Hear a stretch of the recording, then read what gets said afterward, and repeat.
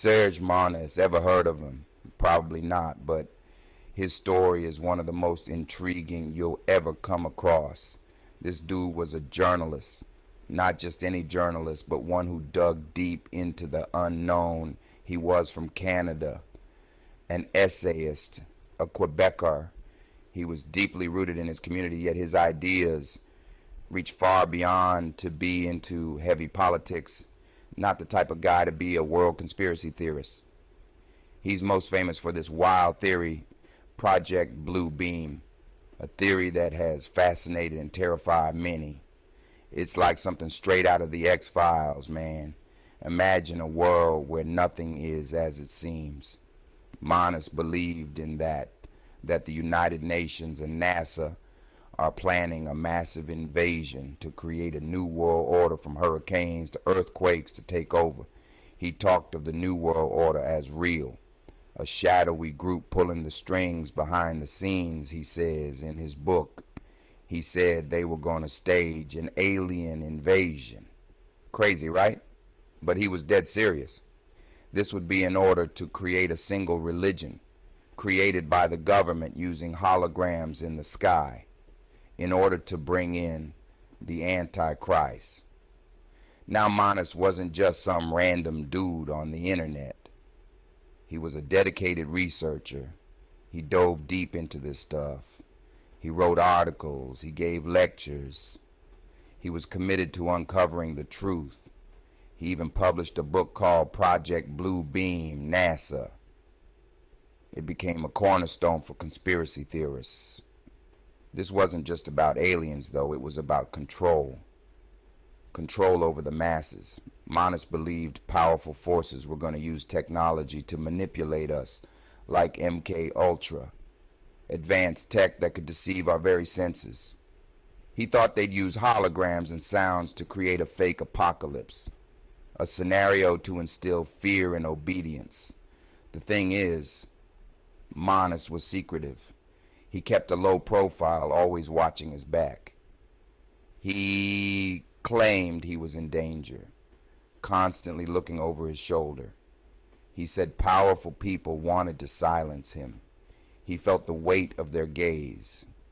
Then, in 1996, he died of a heart attack the very next day, after he was locked up by the Canadian government for spreading misinformation, even though he was in great health condition. Two other journalists looking into Project Blue Beam also suddenly died of heart attacks as well. The sudden death raised many eyebrows.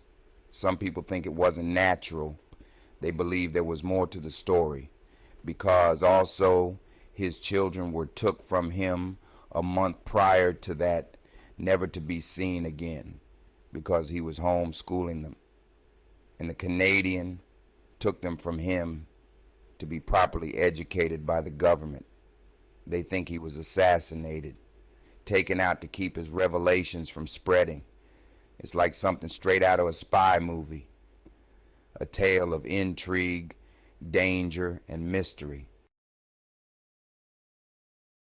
So, what exactly is Project Blue Beam? Imagine this. The sky lights up. It's a massive holographic display. Spaceships appear. But it's not aliens. It's a trick, a massive deception orchestrated by the New World Order. That's the crux of Monast's theory. He believed they'd use this fake invasion to seize control. Why go through all this trouble? Monast argued that people are easier to control when they're afraid. A global threat, even a fake one, would unite everyone under a single government. It sounds insane, right? Like something out of a bad sci-fi movie. But that's the thing about conspiracy theories. They prey on our deepest fears.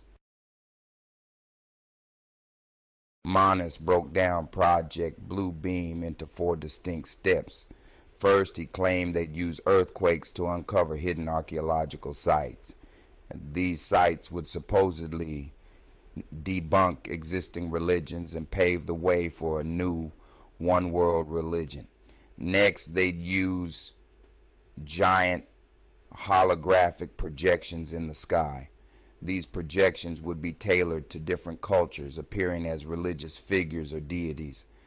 The third step involves something called electronic telepathic two-way communication. Monast believed they'd use microwaves to beam thoughts and ideas directly into our heads. Imagine that.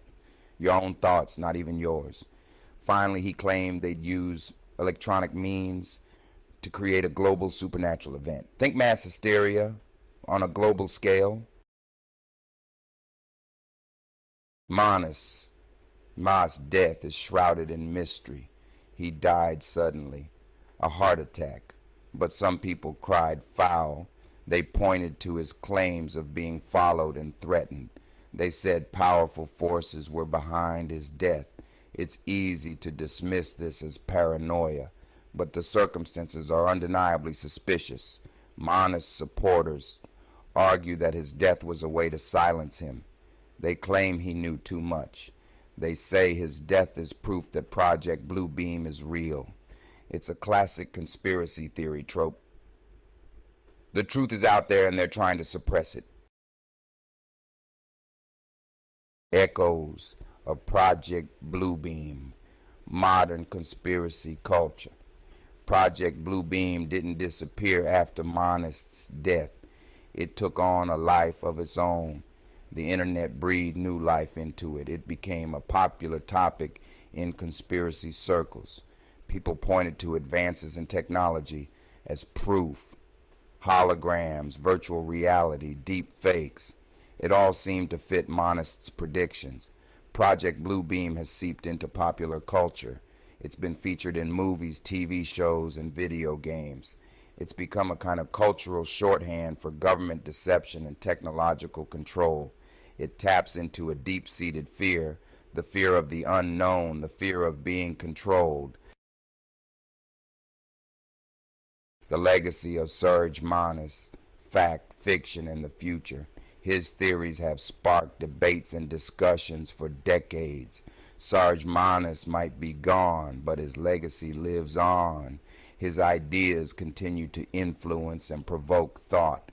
Project Blue Beam continues to fascinate and terrify people. The idea of a grand deception is both intriguing and alarming. It's a testament to the enduring power of conspiracy theories. They captivate our imagination and challenge our perceptions. But is there any truth to it? Most likely not. Skepticism is essential in navigating these murky waters. There's no evidence to support Monast's claims. Despite extensive searches, nothing concrete has been found. It's important to be skeptical, to question what we see and hear.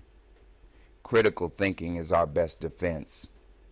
But even if Project Blue Beam is a fabrication, it raises important questions about the role of technology in our lives, how it shapes our reality, how much control are we willing to cede to governments and corporations.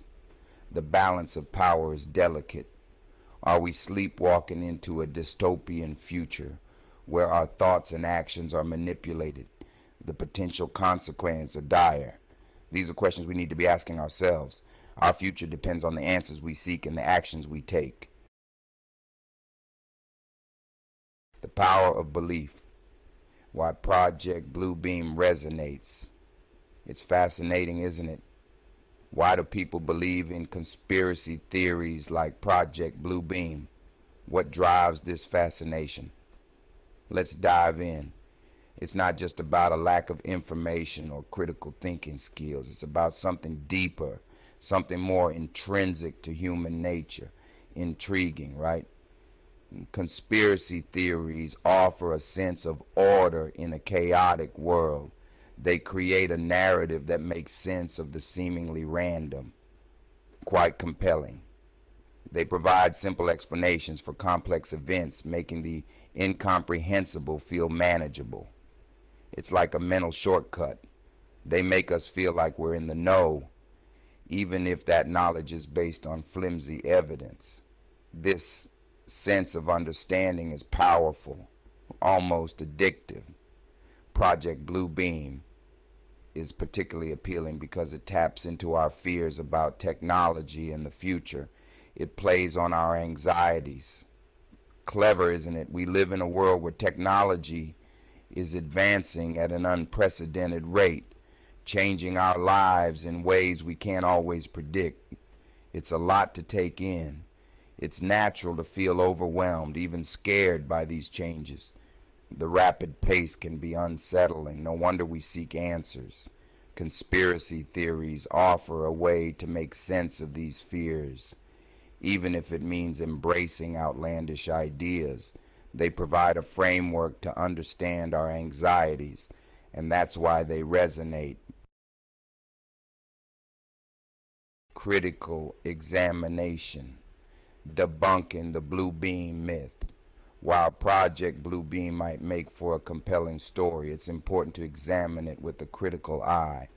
The theory relies on a lot of assumptions and leaps in logic.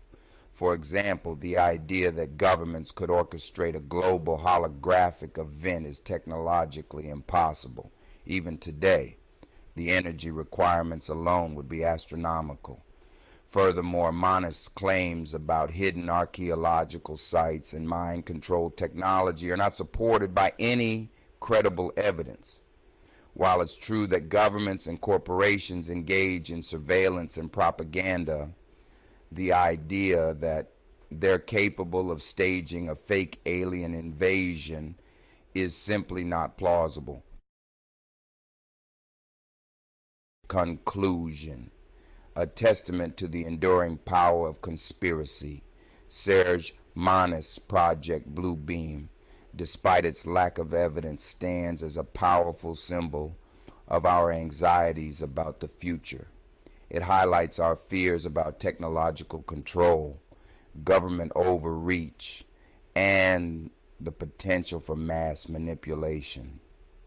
While the theory itself may be easily debunked, some might say the opposite, because the tools for deception are being used every day by the elites and corporations heading in that direction, in a sense.